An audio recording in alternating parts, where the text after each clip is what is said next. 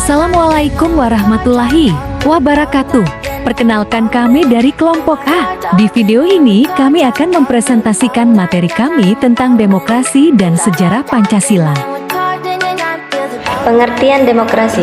Kata demokrasi ini sangat populer, tidak hanya pada tumbangan rezim Orde Baru, tetapi sejak para republik ini mendirikan Republik Indonesia. Apabila ditelusuri lebih jauh, maka Anda menemukan budaya demokrasi itu hidup dan berkembang pada zaman Yunani kuno atau pada abad ke-5 Masehi. Demokrasi juga diartikan dengan teori kedaulatan rakyat. Menurut teori ini bahwa segala kekuasaan di suatu negara bersumber pada individu-individu.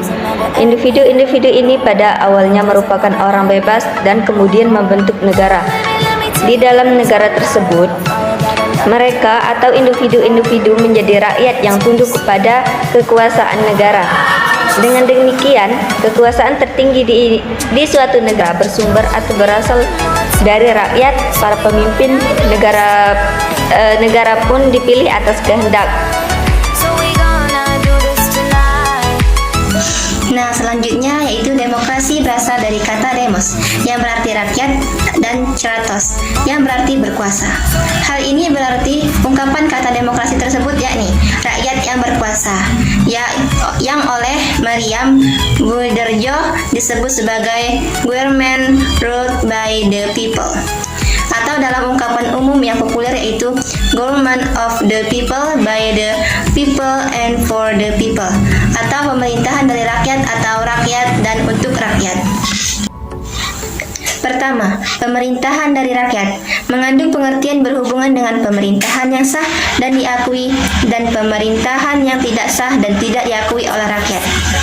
Legitimate sebagai suatu pemerintahan sangat penting karena dengan legitimasi tersebut pemerintahan dapat menjalankan program-programnya sebagai wujud dari amanat yang diberikan oleh rakyat.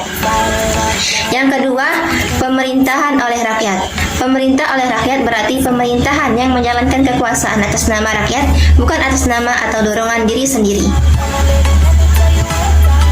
Yang ketiga, pemerintahan untuk rakyat mengandung pengertian bahwa kekuasaan yang diberikan oleh rakyat kepada pemerintah dijalankan untuk kepentingan rakyat. Kepentingan rakyat umum harus didahulukan daripada kepentingan pribadi atau golongan.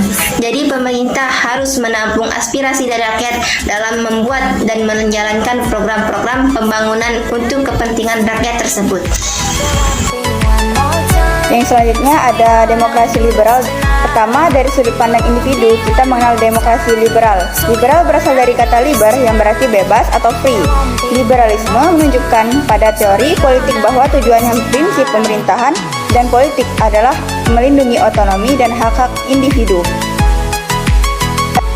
Dan yang selanjutnya ada demokrasi non-liberal. Dari sudut pandang masyarakat, kita mengenal demokrasi non-liberal. Demokrasi ini mengutamakan masyarakat atau rakyat secara keseluruhan. Kepentingan masyarakat lebih didahulukan daripada kepentingan individu. Dengan demikian, demokrasi non-liberal dirancang untuk melindungi hak-hak masyarakat sebagai komunitas atau hak-hak rakyat secara keseluruhan.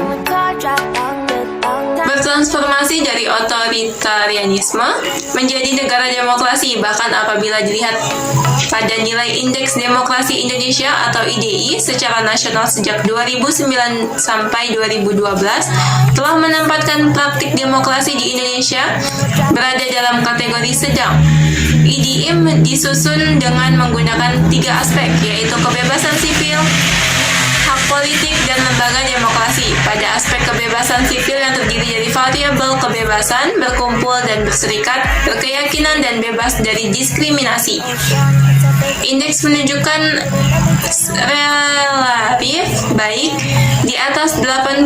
Sebaliknya pada bagian hak politik yang terdiri atas variabel hak memilih dan dipilih maupun berpartisipasi politik dalam pengambilan keputusan dan pengawasan, indeks hanya berkisaran 44 sampai 50. Sementara itu pada lembaga demokrasi 2 variabel terdapat nilai terendah, yaitu peran DPRD, indeks hanya 35,53, dan peran partai politik, indeks hanya 69,52.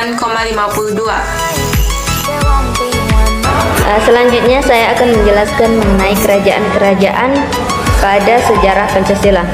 1. Kerajaan Kutai. 2. Kerajaan Sriwijaya. 3. Zaman kerajaan sebelum Majapahit. 4. Kerajaan Majapahit. Selanjutnya, pada zaman penjajahan. Pada abad ini, sejarah mencatat bahwa Belanda berusaha dengan keras untuk memperkuat kekuasaannya di seluruh Indonesia. Hal tersebut memunculkan perlawanan yang masih bersifat kedaerahan, seperti di Maluku tahun 1817, Imam Bonjol tahun 1821 sampai 1837, dan Pangeran Ponorogo. Yang berikutnya yaitu perumusan Pancasila dan Proklamasi Kemerdekaan Indonesia. Yang ke-1, Sidang BPUPKI pertama. Dalam upaya merumuskan Pancasila sebagai dasar negara yang resmi, terdapat usulan-usulan pribadi yang dikemukakan dalam Badan Penyelidik Usaha-usaha Persiapan Kemerdekaan Indonesia. Yang pertama yaitu Muhyamin. Dalam pidatonya tanggal 29 Mei 1945, Muhyamin mengusulkan calon rumusan dasar-dasar negara sebagai berikut: peri kebangsaan, peri kemanusiaan, peri ketuhanan, peri kerakyatan, permusyawaratan perwakilan kebijaksanaan, kesejahteraan rakyat atau keadilan sosial. Selain usulan itu, pada akhir pidatonya Muhyamin menyerahkan naskah sebagai lampiran, yaitu suatu rancangan usulan sementara berisi rumusan Undang-Undang Dasar Republik Indonesia. Yang kedua yaitu Profesor Dr. Supomo pada tanggal 31 Mei 1945 yang dalam pidatonya mengemukakan teori-teori negara sebagai berikut. Yang pertama, teori negara perseorangan atau individualis. Yang kedua, paham negara kelas, class theory. Yang ketiga, paham negara integralistik. Selanjutnya, dalam kaitannya dengan dasar negara Indonesia, Supomo mengusulkan hal-hal mengenai kesatuan, kekeluargaan, keseimbangan lahir dan batin, musyawarah, dan keadilan rakyat.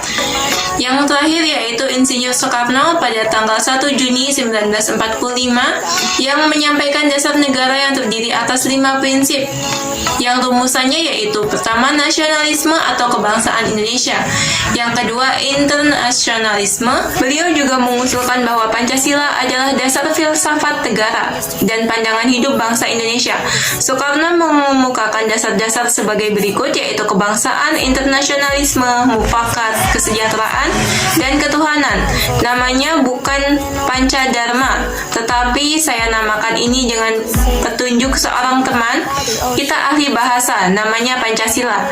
Artinya asas atau dasar, dan di atas kelima dasar itulah kita mendirikan negara Indonesia, kekal dan abadi.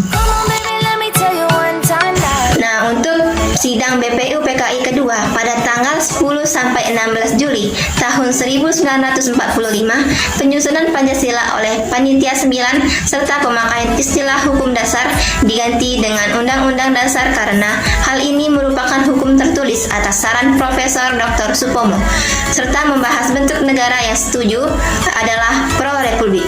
Keputusan-keputusan lain adalah membentuk panitia kecil, perancang Undang-Undang Dasar diketuai oleh Soekarno, panitia ekonomi dan keuangan oleh Muhammad Hatta, dan pembela tanah air diketuai oleh Abi Kusno Tijokrosojono.